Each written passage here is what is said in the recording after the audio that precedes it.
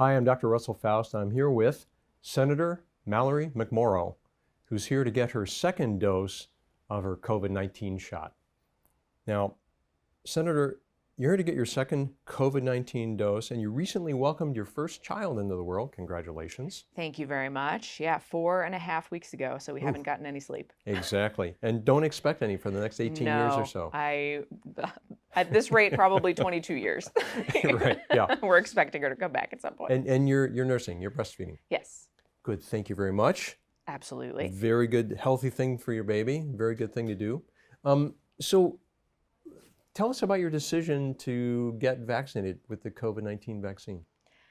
You know, I think this has been a hard year for everybody, and we're up on a year. If you had told anybody a year ago that we would still be in this position, I think nobody would believe it.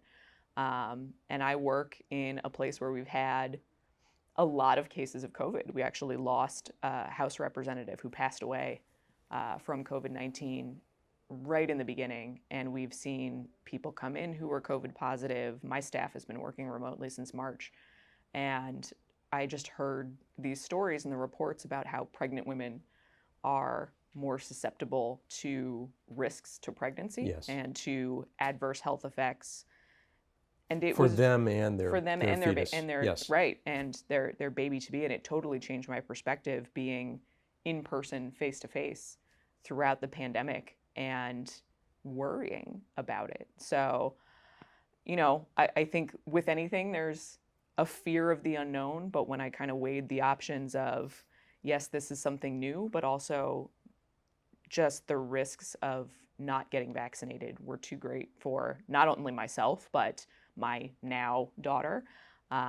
Like a lot of people, I have family members who are immunocompromised, and I represent the community. I'm one of the people who I'd travel to Lansing and then come back to Oakland County, and I wouldn't be able to live with myself if I brought COVID back to the community and spread it here as well. And you're in the community. You're being regularly exposed, I assume, as a politician, as a representative. Right. So. Yeah, we've shifted largely to virtual events, but you know, I know that is a challenge for some seniors, for some people who don't have online access. So we'd like to be able to get back to our regular in-person events, but if I'm going to do that, I'm only going to do that when it's safe for the people that I represent, and this is a way to do that.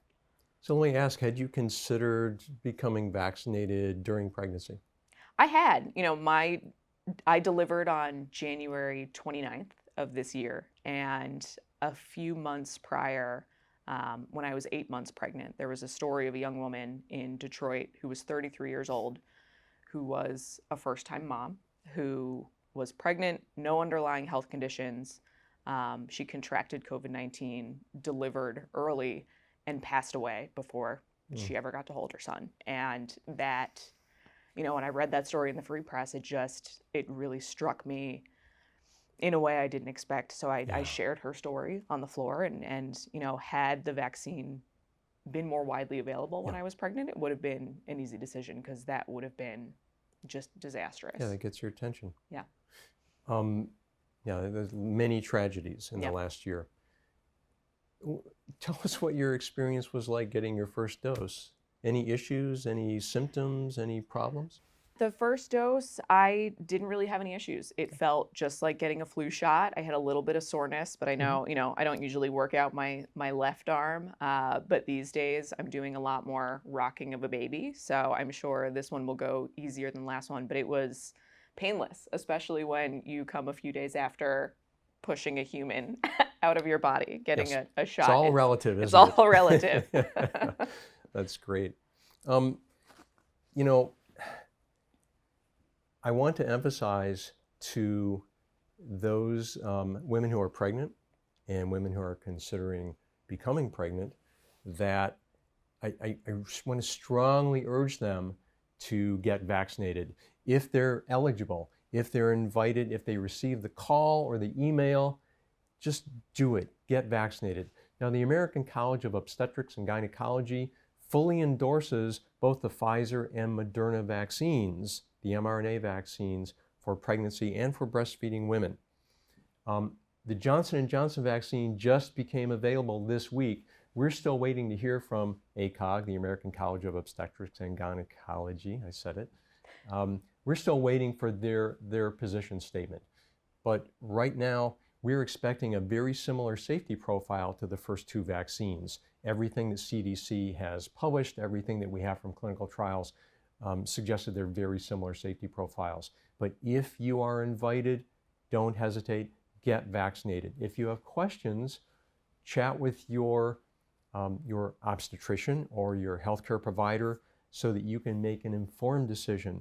But I urge you, don't hesitate. It's the only way we're going to put an end to this pandemic is to get everybody vaccinated.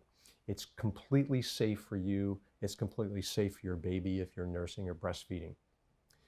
For everyone, even though you're vaccinated, please continue to use the precautions.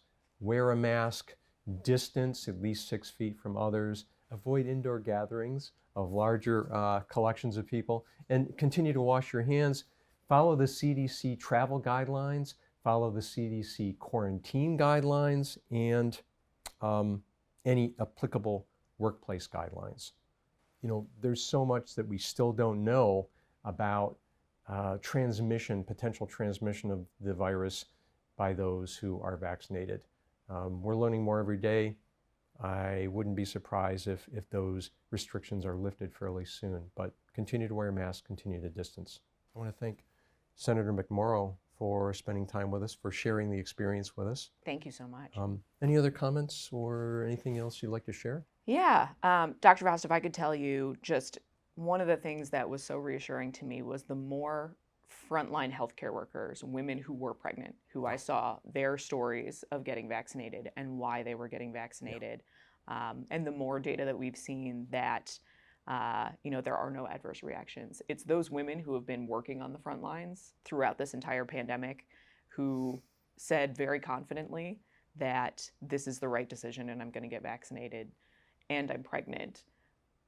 That made me feel confident in this decision. Because people who have been working on the front lines for a year have seen the worst of it, the best of it, and I am proud to follow in their footsteps. That's great. Thank you very much.